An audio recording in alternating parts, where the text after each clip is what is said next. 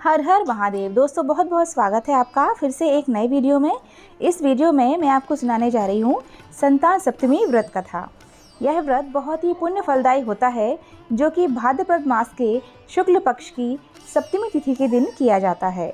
स्त्री पुरुष दोनों ही समान रूप से इस व्रत को कर सकते हैं। भविष्योत्तर पुराण में श्री कृष्ण युधिष्ठिर के संवाद के रूप में यह मुक्ताभरणम संतान सप्तमी व्रत कथा आती है।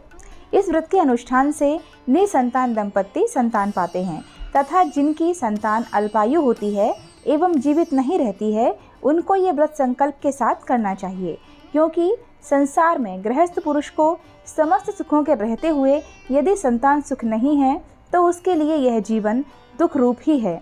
संतान सुख होना या ना होना पूर्व जन्मों के कर्मों का फल है। तपस्या और दान से उत्पन्न होने वाले पुण्यों का प्रताप ही संतान की प्राप्ति कराता है। अनेक परम तपस्वी महर्षियों ने अपने अनुष्ठानों के द्वारा ऐसे सफल उपाय किए हैं।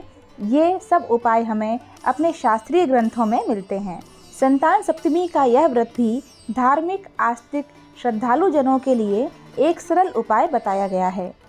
यह व्रत कब करना है, किस तारीख को आने वाला है, व्रत में पूजन सामग्री क्या इस्तेमाल की जाती है और व्रत की विधि क्या है और पूजन विधि क्या है, यह सभी वीडियो मैं आपके साथ पहले शेयर कर चुकी हूँ अपने चैनल पर, तो आप चाहें तो वहाँ देख सकते हैं।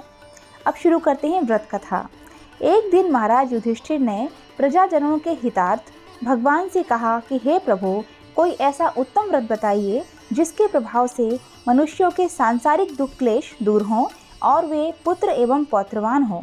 यह सुनकर भगवान बोले, हे राजन, तुमने बड़ा ही उत्तम प्रश्न किया है। यह संसार नाना प्रकार के दुखों से भरा है। मैं तुमको एक पौराणिक इतिहास सुनाता हूँ, ध्यानपूर्वक सुनो। एक समय श्री लोमश ऋषि कंस राजा की मथुरापुरी में वसुदेव देवकी के घर गए। दोनों अत्यंत प्रसन्न हुए और बोले, मैं जानता हूँ कि आप अत्यंत भगवत प्रेमी हैं और सदा भगवान विष्णु की भक्ति में लीन रहते हैं। फिर भी मैं देख रहा हूँ कि आपके मुख रूपी कमल मुरझाए रहते हैं। मैं इसका कारण भी जानता हूँ। लोमश ऋषि ने कहा कि हे देवकी, दुष्ट दुराचारी कंस ने तुम्हारे कई पुत्र मार डाले हैं, जिनके कारण तुम्हारा मन अत्यंत दुखी रहना स्वाभाविक है। इसी प्रकार हे देवकी, कभी राजा नहुष की पत्नी चंद्रमुखी भी थी, दुखी रहा करती थी। कभी राजा नहुष की पत्नी चंद्रमुखी भी दुखी रहा करती थी। जब उसने संतान सप्तमी का व्रत विधि विधान सहित किया तो उसके प्रताप से उसको संतान सुख प्राप्त हुआ। यह सुनकर देवकी ने हाथ जोड़कर मुनि से कहा, हे ऋषिराज, कृपा करके उस रानी चंद्रमुखी का संपूर्ण वृत्तांत तथा इस व्रत का विधान विस्तार सहित मुझे भी बतलाइए, जिससे मैं भी इस दुख से छुटकारा पाऊँ। लोमश ऋषि ने कहा, हे देवकी, अयोध्या के राजा नहुष थे। उनकी पत्नी चंद्रमुखी अत्यंत सुंदरी थी। उसी नगर में विष्णुगुप्त नाम का एक ब्राह्मण भी रहता था। उसकी स्त्री का नाम भद्रमुखी था। वह भी अत्यंत रूपवान एवं सुंदरी थी। रानी और इस ब्राह्मणी में अत्यंत प्रेम था। एक दिन वे दोनों सरयू नदी में स्नान करने के निमित्त गईं। वहाँ उन्होंने देखा कि अन्य बहुत सी स्त्रियाँ सरयू नदी में स्नान करके निर्मल वस्त्र पहनकर एक मंडप में श्री शंकर एवं माता पार्वती की मूर्ति स्थापित करके उनकी पूजा कर रही हैं। रानी और ब्राह्मणी यह देखकर उस मंडप में गईं और उन स्त्रियों से पूछा, हे बहनों, तुम महादेव पार्वती का किस कारण से पूजन और व्रत कर रही हो? यह सुनकर स्त्रियों ने कहा कि हम संतान सप्तमी का व्रत संतान प्राप्ति हेतु कर रही हैं। अभी हमने शिव पार्वती का पूजन चंदन अक्षत आदि से षोडशोपचार विधि से किया है। यह सब इसी पुनीत व्रत का विधान है। व्रत की विधि उनसे ज्ञात कर रानी और ब्राह्मणी ने भी इस व्रत के करने का मन ही मन संकल्प लिया और घर वापस लौट आईं। अब वह ब्राह्मणी भद्रमुखी तो इस व्रत को नियम पूर्वक करती रही, किंतु रानी चंद्रमुखी राजमत के कारण कभी इस व्रत को करती, कभी ना करती, कभी असावधानी के साथ इसे भुला देती। कुछ समय बाद वे दोनों ही मर गईं। दूसरे जन्म में रानी ने बंदरिया और ब्राह्मणी ने मुर्गी की योनि पाई। ब्राह्मणी मुर्गी की योनि में भी पिछले जन्म की बात नहीं भूली थी और भगवान शंकर तथा पार्वती जी का ध्यान करती रही। उधर रानी बंदरिया की योनि में सब कुछ भूल गई। थोड़े समय के बाद इन दोनों ने यह देह भी त्याग दी। अब इनका तीसरा जन्म पुनः मनुष्य योनि में हुआ। उस ब्राह्मणी ने तो एक ब्राह्मण के यहाँ कन्या के रूप में जन्म लिया तथा रानी को एक राजा के यहाँ राजकन्या के रूप में जन्म मिला। उस ब्राह्मण कन्या का नाम भूषणा देवी रखा गया तथा विवाह योग्य होने पर उसका विवाह गोकुल निवासी अग्निभील नामक एक ब्राह्मण से कर दिया गया। भूषणा देवी इतनी सुंदर थी कि वह आभूषण रहित होते हुए भी अत्यंत सुंदर लगती थी। इतनी सुंदर कि कामदेव की पत्नी रति भी उसके सम्मुख लजाती थी। भूषणा देवी के अत्यंत सुंदर, सर्वगुण संपन्न, चंद्रमा के समान, धर्मवीर, कर्मनिष्ठ, सुशील स्वभाव वाले 8 पुत्र उत्पन्न हुए। यह सब शिवजी के व्रत का ही पुनीत फल था। दूसरी ओर शिव विमुख रानी के गर्भ से कोई पुत्र नहीं हुआ और वह निसंतान होने से दुखी रहा करती थी। रानी और ब्राह्मणी में जो प्रीति पहले जन्म में थी वह अब भी बनी हुई थी। भूषणा देवी रानी से जब तब मिलती रहती थी। जब रानी वृद्धावस्था को प्राप्त होने लगी तब जाकर उसके यहाँ एक गूंगा बहरा तथा बुद्धिहीन अल्प आयु वाला पुत्र उत्पन्न हुआ और 9 वर्ष की आयु में इस क्षणभंगुर संसार को छोड़कर चला गया। अब तो रानी पुत्र शोक में अत्यंत दुखी और व्याकुल रहने लगी। दैव योग से एक दिन भूषणा देवी ब्राह्मणी रानी के यहाँ अपने सब पुत्रों को लेकर जा पहुँची। रानी का हाल सुनकर उसे बहुत दुख हुआ, किंतु इसमें किसी का क्या वश। कर्म और प्रारब्ध के लिखे को स्वयं ब्रह्मा भी नहीं मेट सकते हैं। रानी कर्मच्युत भी थी, इसी कारण उसे यह दुख झेलना पड़ा।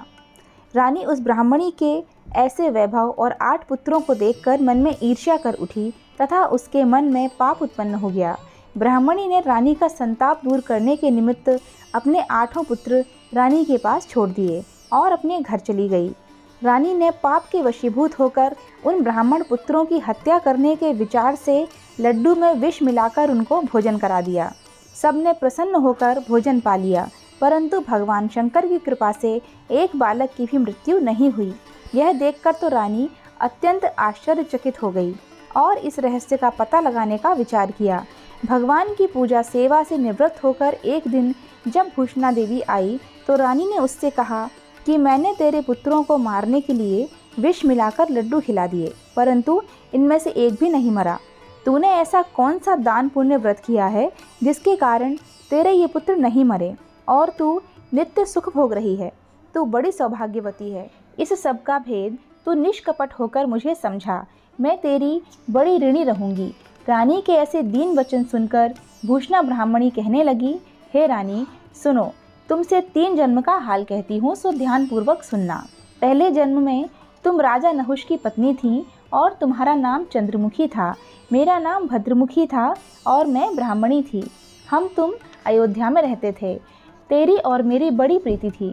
एक दिन हम तुम दोनों सरयू नदी में स्नान करने गए और दूसरी स्त्रियों को संतान सप्तमी का उपवास, शिवजी का पूजन अर्चन करते देख हमने तुमने भी इस उत्तम व्रत को करने की प्रतिज्ञा की थी, किंतु तुम राजमत के कारण सब भूल गईं और झूठ बोलने का तुमको दोष लगा, जिसे तुम आज तक भोग रही हो।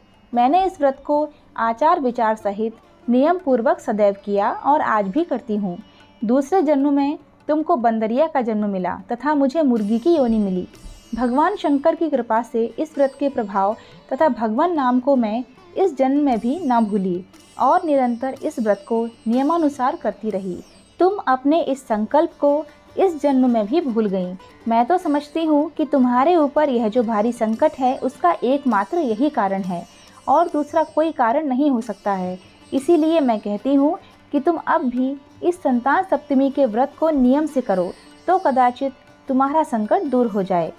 लोमश ऋषि ने कहा कि हे देवकी, भूषणा ब्राह्मणी के मुख से अपने पूर्व जन्म की कथा तथा व्रत के संकल्प की बात सुनकर रानी को भी पुरानी बातें याद आ गईं और वह पश्चाताप करने लगी। भगवान शंकर एवं देवी पार्वती की अपार महिमा का गुणगान करने के पश्चात रानी ने उसी दिन से नियमानुसार संतान सप्तमी का व्रत करना शुरू कर दिया, जिसके प्रभाव से रानी को संतान सुख भी मिला तथा संपूर्ण सुख भोग कर वह रानी शिवलोक को गई। भगवान शंकर के इस व्रत का ऐसा प्रभाव है कि पथभ्रष्ट मनुष्य भी भूल सुधार कर अपने पथ पर अग्रसर हो जाता है और अंत में ऐश्वर्य भोग कर मोक्ष पाता है। लोमश ऋषि ने फिर कहा कि हे देवकी, इसीलिए मैं तुमसे भी कहता हूँ कि इस व्रत को करने का दृढ़ संकल्प अपने मन में करो, तो तुमको भी अब अपूर्व संतान सुख प्राप्त होगा। इतनी कथा सुनकर देवकी हाथ जोड़कर लोमश ऋषि से पूछने लगी कि हे ऋषिराज, इस पुनीत व्रत का विधान, नियम, विधि आदि विस्तार से मुझे समझाइए। यह सुनकर ऋषि बोले, हे देवकी, यह पुनीत व्रत भादों के महीने की शुक्ल पक्ष की सप्तमी के दिन किया जाता है। उस दिन ब्रह्म मुहूर्त में उठकर किसी नदी अथवा कुएं के पवित्र जल से स्नान करके स्वच्छ पवित्र वस्त्र पहनना चाहिए। फिर श्री शंकर भगवान तथा जगदम्बा पार्वती जी की मूर्ति की स्थापना करना चाहिए। इन प्रतिमाओं के सम्मुख सोने, चांदी अथवा रेशम के तारों का एक गंडा बनावें। उस गंडे में 7 गांठें लगानी चाहिए। इस गंडे को धूप, दीप, अष्टगंध से पूजा करके अपने हाथ में बांधें और भगवान शंकर से अपनी कामना सफल होने की शुद्ध भाव से प्रार्थना करें। तदनंतर 7 पुआ बनाकर भगवान को भोग लगावें और साथ ही पुआ एवं यथाशक्ति सोने अथवा चांदी की एक अंगूठी बनवाकर इन सबको एक तांबे के पात्र में रखकर और उनका षोडशोपचार विधि से पूजन करके किसी सदाचारी, धर्मनिष्ठ, कर्मनिष्ठ, सत्पात्र ब्राह्मण को दान में दे देवें। उसके पश्चात 7 पुआ ही स्वयं प्रसाद के रूप में ग्रहण करें। इस प्रकार व्रत का पारायण करना चाहिए। भाद्रपद ही नहीं, प्रति मास की शुक्ल पक्ष की सप्तमी के दिन हे देवकी, इस व्रत को इस प्रकार नियम पूर्वक करने से साधक के समस्त पाप नष्ट हो जाते हैं और भाग्यशाली संतान उत्पन्न होती है। अंत में उससे शिवलोक की प्राप्ति होती है। हे देवकी, मैंने तुमको संतान सप्तमी का व्रत संपूर्ण विधान विस्तार से वर्णन कर दिया है। उसको अब तुम नियम पूर्वक करो, जिससे तुमको उत्तम पूर्ण आयु संतान प्राप्त होगी। इतनी कथा कहकर भगवान आनंद कंद श्री कृष्ण ने धर्मावतार युधिष्ठिर से कहा कि श्री लोमश ऋषि इस प्रकार हमारी माता को शिक्षा देकर चले गए। ऋषि के कथनानुसार हमारी माता देवकी ने इस व्रत को नियमानुसार किया, जिसके प्रभाव से हम उत्पन्न हुए। यह व्रत विशेष रूप से स्त्रियों को तो कल्याणकारी है ही, परंतु पुरुषों को भी समान रूप से कल्याणदायक है। संतान सुख देने वाला, पापों का नाश करने वाला यह उत्तम व्रत है, जिसे स्वयं भी करें और मनोकामना पूर्ण होने पर दूसरों को भी करावें।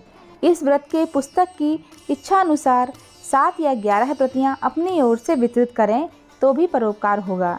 नियम पूर्वक जो कोई इस व्रत को करता है और भगवान शंकर एवं पार्वती जी की सच्चे मन से आराधना करता है, वह निश्चय ही अमर यश प्राप्त करके अंत में शिवलोक को प्राप्त होता है। इति श्री संतान सप्तमी व्रत कथा संपूर्णम। दोस्तों, संतान सप्तमी व्रत कथा यहीं समाप्त हुई। अगर आपको वीडियो अच्छा लगा है तो इसको लाइक करने के साथ साथ दूसरों के साथ भी शेयर ज़रूर कीजिएगा और हिंदू धर्म के सभी 30 त्योहारों से संबंधित जानकारी प्राप्त करने के लिए हमारे चैनल को सब्सक्राइब ज़रूर कर लीजिएगा। फिर मिलते हैं नेक्स्ट वीडियो में। हर हर महादेव, जय माता दी।